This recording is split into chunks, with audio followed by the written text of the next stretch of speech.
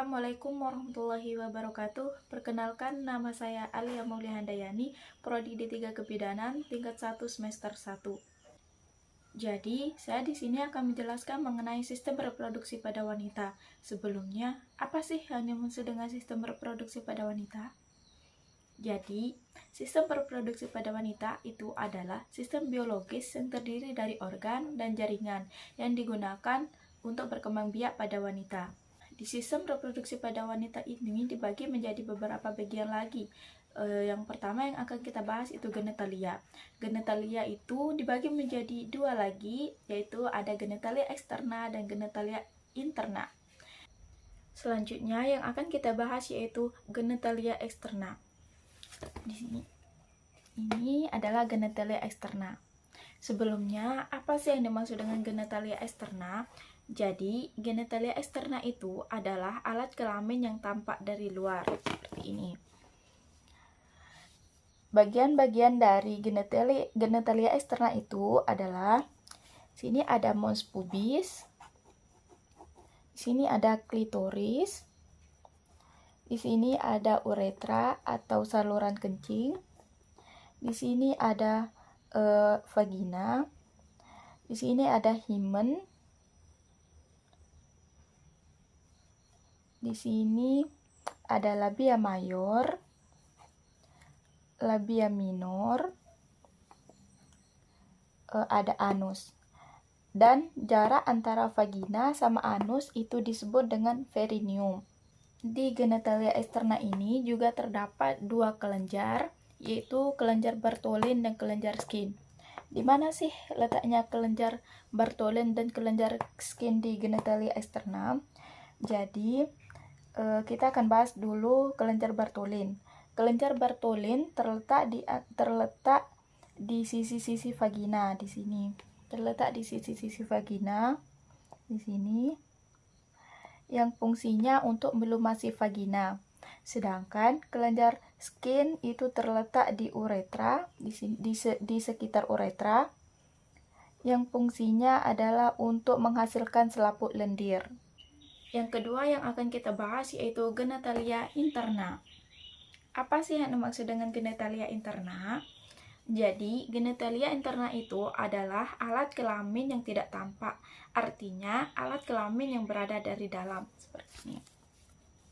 Terdiri dari apa saja sih genitalia interna? Genitalia interna itu terdiri dari uterus atau biasa yang disebut dengan rahim.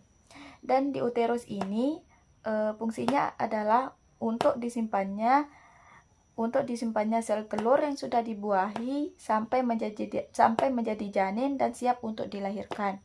Yang kedua yaitu ovarium. Ini ya, ovarium.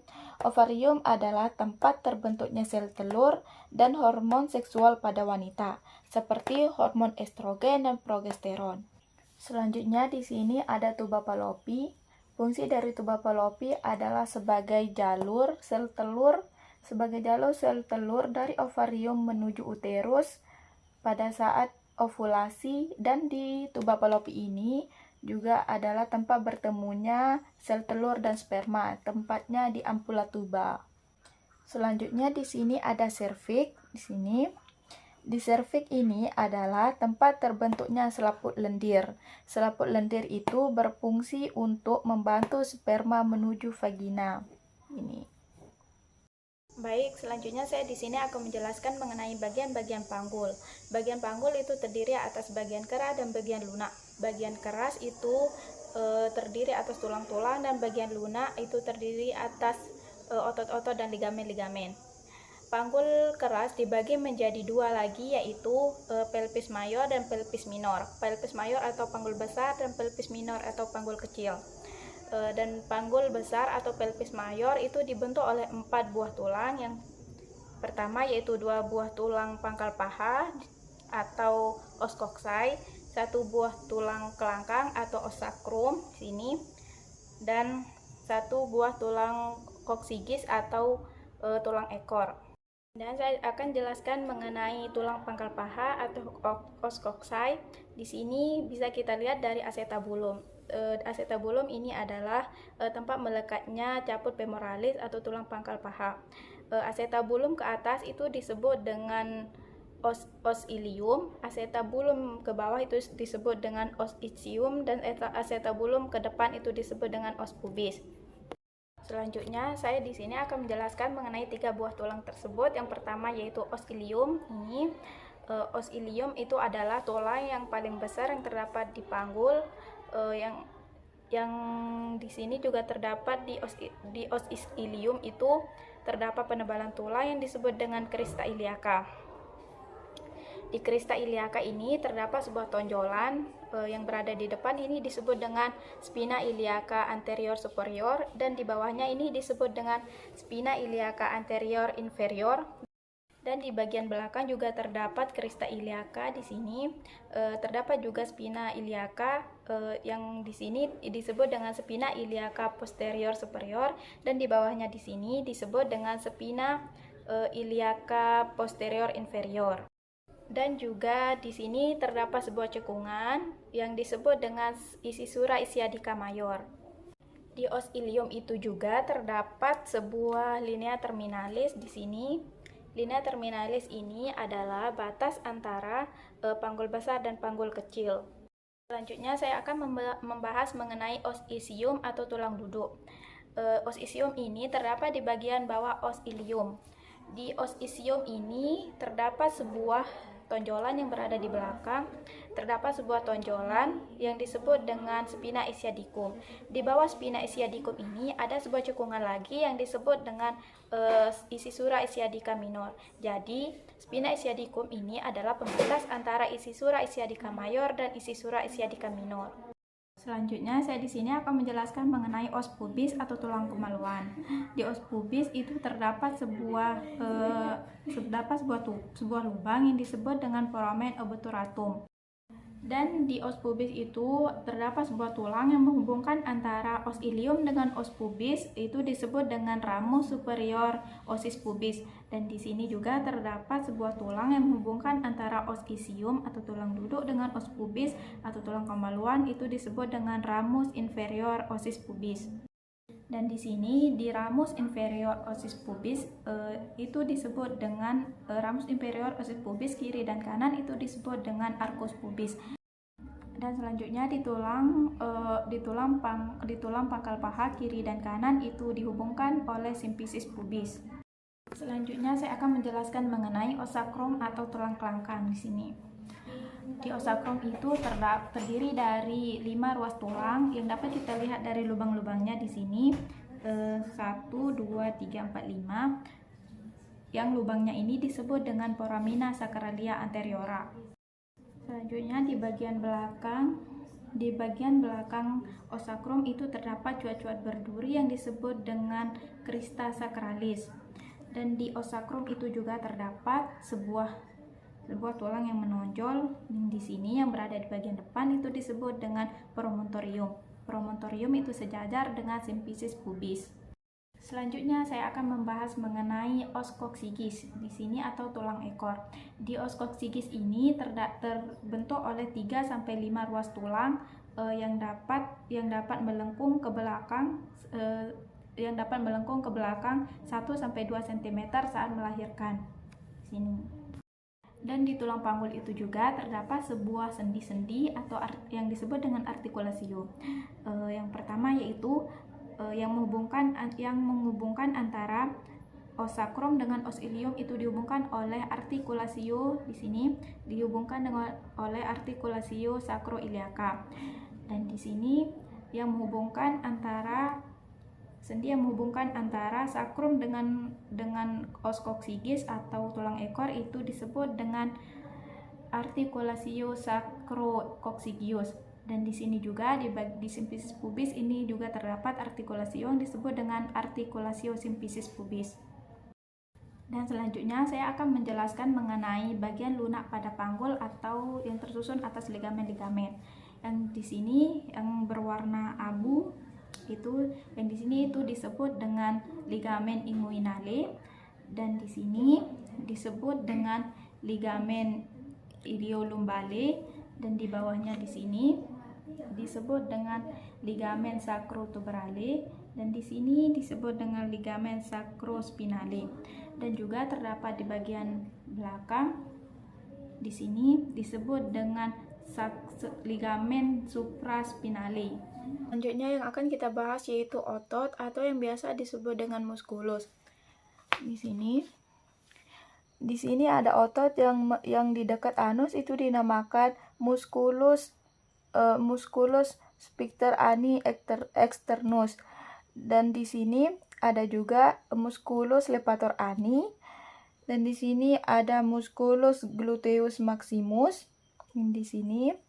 Dan selanjutnya ada otot yang melingkari vagina, yaitu ada otot musculus bulbus sponghiosus di sini.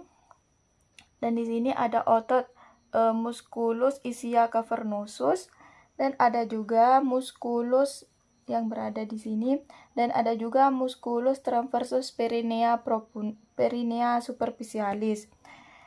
Dan ada juga di sini yang di dekat vagina, itu dinamakan musculus transversus perineum superficialis profundus. Selanjutnya yang akan kita bahas di sini adalah bentuk-bentuk panggul di sini. Bentuk-bentuk panggul di sini berfungsi untuk menentukan apakah kita bisa melahirkan secara normal dan bagaimana bentuk panggul kita, apakah bentuk panggul kita sempit atau lebar. Di sini bentuk panggul itu dibagi menjadi 4. Yang pertama yaitu bentuk panggul ginekoid, yang kedua bentuk panggul android, dan 3 bentuk panggul antropoid, dan yang keempat yaitu bentuk panggul platypeloid. Yang pertama yang kita bahas yaitu bentuk panggul ginekoid. Bentuk panggul ginekoid adalah bentuk panggul yang paling ideal untuk melahirkan secara normal. Hampir 40% wanita memiliki bentuk panggul seperti ini. Karena rongga di dalamnya itu berbentuk oval, dan jarak sisi kiri dan kanan itu lebih lebar daripada depan dan belakang, dan tulang panggulnya berbentuk tumpul. Yang kedua yang akan kita bahas yaitu bentuk panggul android. Bentuk panggul android adalah bentuk panggul yang berbentuk segitiga atau hati. Dan di sini ketika kita melahirkan dengan bentuk panggul seperti ini akan memperlama proses melahirkan, karena bentuk panggul model seperti ini atau tipikal seperti ini dimiliki oleh pria, dan tulang panggul pada android ini adalah lebih menonjol, dan bentuk panggul seperti ini hanya dimiliki oleh 20% pada wanita. Dan yang ketiga yang akan kita bahas yaitu bentuk panggul antropoid. Bentuk panggul antropoid ini berbentuk lonjong seperti telur. Dan ketika kita mau melahirkan secara normal, ini harus mempertimbangkan kondisi. Kita bisa melahirkan secara normal dengan bentuk panggul seperti ini, tapi harus mempertimbangkan kondisi. Karena bentuk panggul seperti ini akan menyebabkan bayi yang kita lahir itu menghadap ke atas. Dan hanya 25% saja wanita yang memiliki bentuk panggul seperti ini. Bentuk panggul yang terakhir yang akan kita bahas yaitu bentuk panggul platypeloid. Bentuk panggul platypeloid adalah bentuk panggul yang berbentuk oval yang memipih. Bentuk panggul seperti ini umumnya beresiko untuk melahirkan secara normal. Kenapa beresiko melahirkan secara normal dengan bentuk panggul seperti ini? Karena kepala bayi akan kesulitan masuk jalan lahir, akan kesulitan masuk di sini. Dan hanya 5% wanita saja yang memiliki bentuk panggul seperti ini. Baik, selanjutnya saya di sini akan melakukan pemeriksaan panggul luar. Yang pertama yaitu distansia spinarum. Distansia spinarum itu dari spina iliaca anterior superior destra sinistra. Di sini, di bagian sini. Normalnya yaitu 23 sampai 26. Dan di sini kita dapat yaitu 23 cm, berarti normal. Selanjutnya yaitu distansia cristarum, yaitu dari crista iliaca destra dan sinistra. Kita cari sebuah tonjolan di sini. Normalnya yaitu 26 sampai 29 cm. Dan di sini kita dapat yaitu 26 cm, berarti normal. Selanjutnya yang ketiga yaitu conjugata eksternal, yaitu dari simfisis pubis menuju lumbar 5. Dan di sini normalnya yaitu 18 cm sampai 20 cm. Di sini. Dan di sini kita dapat yaitu